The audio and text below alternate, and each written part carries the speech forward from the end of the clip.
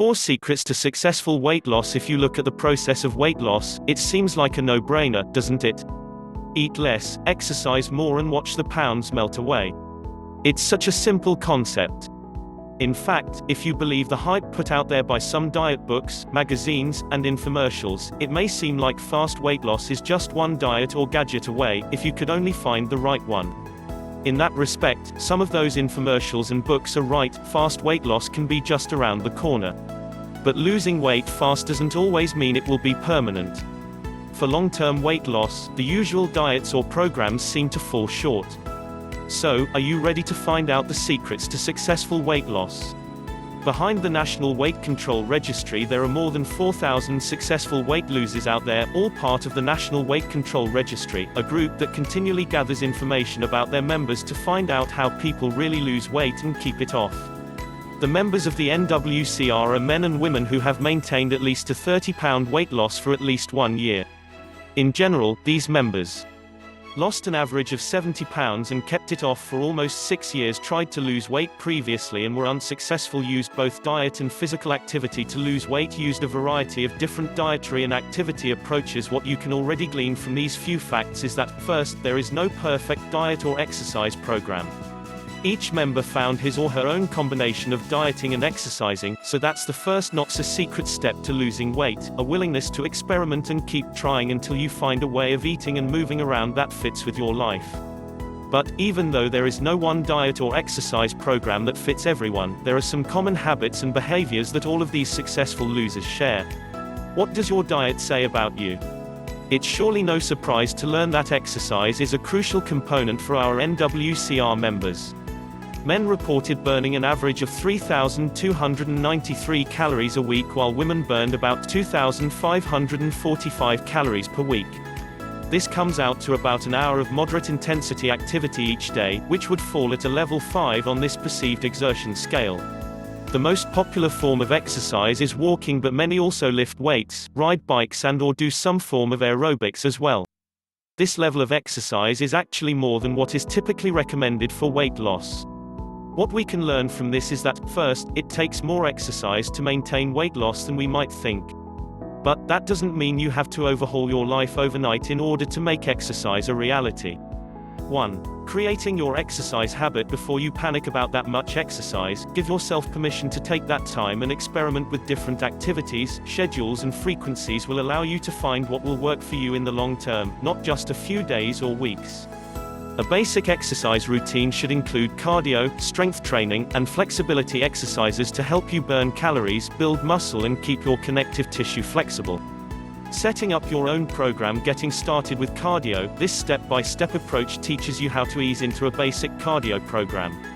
Getting started with strength training. If you're lost when it comes to lifting weights, this article takes you through each phase of a strength program. Flexibility training. This article gives you the basics about how and when to stretch, as well as tips for getting the most out of your flexibility routine. If you need more help, you can always work with a personal trainer. You can also find them online.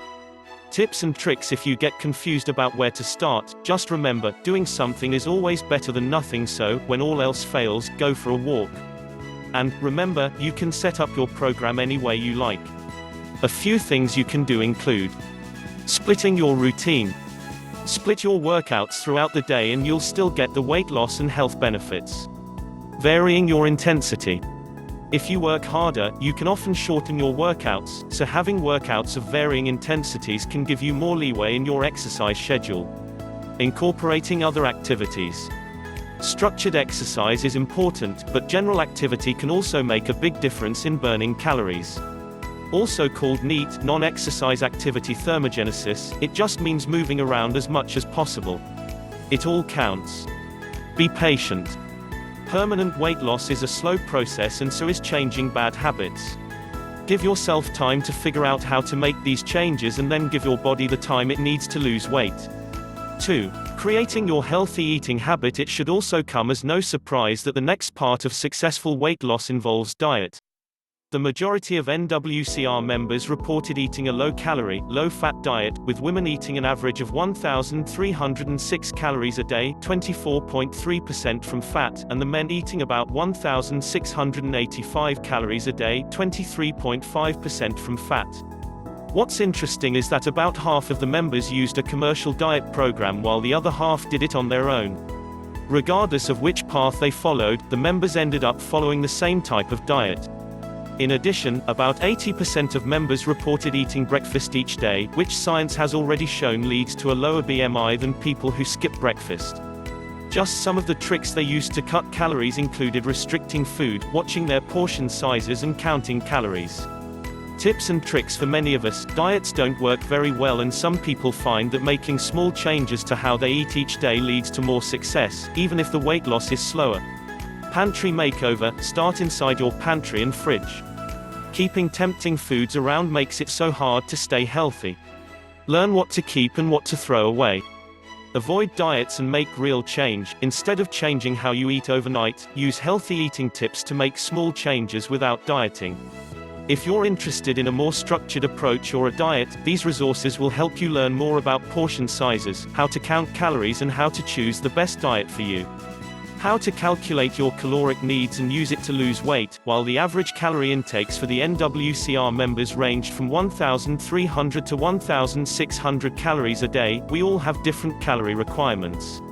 One way to figure out how many calories you need is to calculate your BMR and activity level and reduce your calories from there.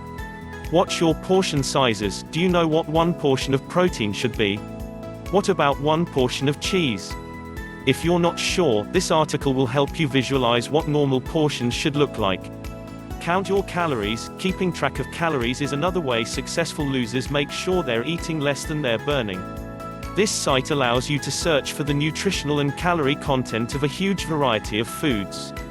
There are also free sites where you can keep track of your eating and exercise, such as footwatch.com.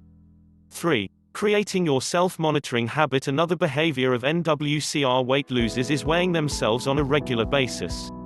About 44% of members reported weighing themselves every day, while 31% weigh themselves at least once a week. The idea here is not the scale itself, but the vigilance successful losers maintain even after they've lost the weight. This is a key point that differs from many diet programs currently out there. Many diets require you to follow different phases with different levels of calories. Often there's an induction phase or a time when you restrict foods, or even entire food groups, and drastically lower calories.